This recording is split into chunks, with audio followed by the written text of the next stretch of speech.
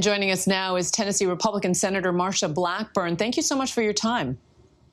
I'm happy to be with you. Thank you. Not at all. Well, let's get right to it. It's been 17 days since the election, and 2 weeks ago you joined our show and told my colleague Lindsay Davis that you served on local election commissions and that elections are not run by federal officials but by local officials. And today many of those local officials have spoken. Georgia, just a short time ago, certifying their results for a Joe Biden victory there. More states following next week. Have you spoken yet with the president-elect to congratulate him on his victory?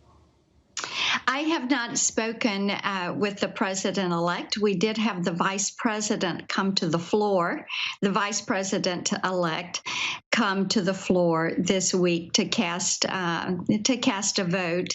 I was presiding at the time, didn't get to speak with her, but we're watching the process play out, Juju, and just as we did in 2000 when a Tennessean, Al Gore, and George Bush were going through the counting of the hanging chads, we will work through this process. I will say now is the time for the Trump campaign, if they have their information that they need to present in court, now is the time they need to be taking that evidence to court.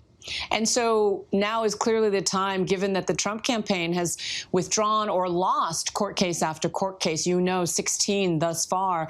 And in those courts of law, judges have seen no evidence of widespread election fraud. In fact, to the contrary, they've tossed out cases summarily. Is it time, do you think, for you and your Republican colleagues to accept that Joe Biden is the president-elect and publicly declare that?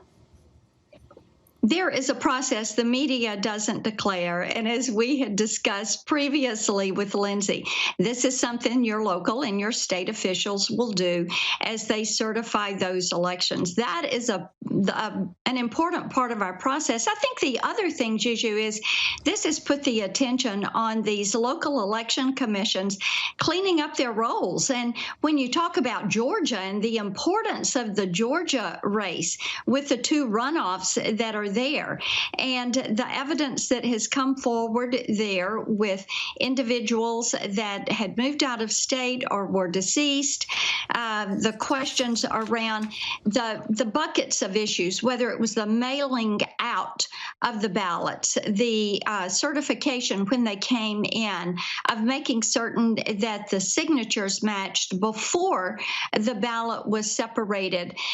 Those are things that we feel confident that Georgia will get a handle on these issues. I think also, but I must say, Senator, you will see in the next year, these state legislatures are going to move forward and they are going to pass laws.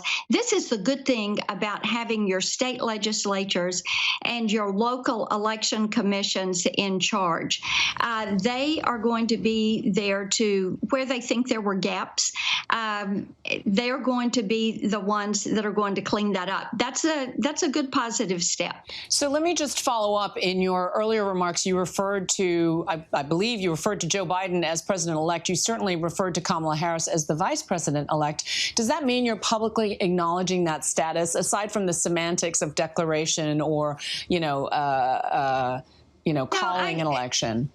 There will be a time to do that. Right now, it is important that we settle this. I think if every legal vote is counted, Donald Trump would get 4 more years. Of course, he is the candidate of my party, but bear in mind, and I think this is so important to keep in mind right now, we have gone through nearly 4 years of the Democrats saying, first, we're the resistance. They named themselves that, and then they wanted to obstruct, and then we had Russia, and we had Ukraine, and we had impeachment. All of these things to act as if Donald Trump was not legitimately elected. We don't want that to happen. We went through the entire 8 years of George Bush with people saying, well, he was not legitimately elected. Let's let the people of this country speak. It is not the job of any of the news organizations to declare the winner. This is up to the people of the country. It is up to the boards of election. It is up to the secretaries of state. And once all of that has transpired and the electors have been appointed and there is a electoral college, then that is the time to make those declarations. And at that point, whether it is President Trump for 4 more years or Joe Biden for a new term, that will be the time to do that. Right. I want to point out, I know, Senator. Elections is the election security and election integrity is what I'm hearing more about from people, whether they live in Georgia or they are here in Tennessee. They want to make certain that these irregularities are investigated and that these are addressed. And yet there's no proof of any of that thus far. Senator, I know you choose your words carefully, so I just want to double down on this idea that you referred to your Senate colleague, Kamala Harris, as the vice president-elect. And what I'm going to tell you again is, I believe if every legal vote was counted, Donald Trump would get 4 more years. And then if Joe Biden is deemed the president-elect, and Kamala Harris, the vice president-elect, then we will move forward from there. And at this point, we need to have these investigations done. We need to have the Trump campaign presenting their evidence in court, and we need to make certain that legal ballots are counted. Let me ask you about your, Senator, let me ask you about your Senate colleague from Tennessee, the retiring senior Senator Lamar Alexander. He's calling for the transition to begin so that everyone can be ready on day one. Do you agree with that assessment? I mean, Joe Biden has said that lives could be lost with delays if they aren't able to coordinate with the coronavirus task force on vaccine distribution. Every senator was offered the opportunity to have a briefing yesterday on both vaccine distribution and on the progress with the vaccines. And I think Donald Trump deserves a tremendous amount of credit for Operation Warp Speed and for getting these vaccines to the market this quickly. It is something that is unprecedented, and I think it's going to be a tremendous opportunity for the American people to see what happens when you get government regulations out of the way and when the agencies are told to work with the private sector to make it a priority so that you solve problems for the good of all the people. And it's going to be a big success for his campaign. Senator, that's an eloquent answer, but it doesn't answer the question I asked, which is, do you think the transition should go underway so that Joe Biden can have coronavirus task force briefings, yes or no?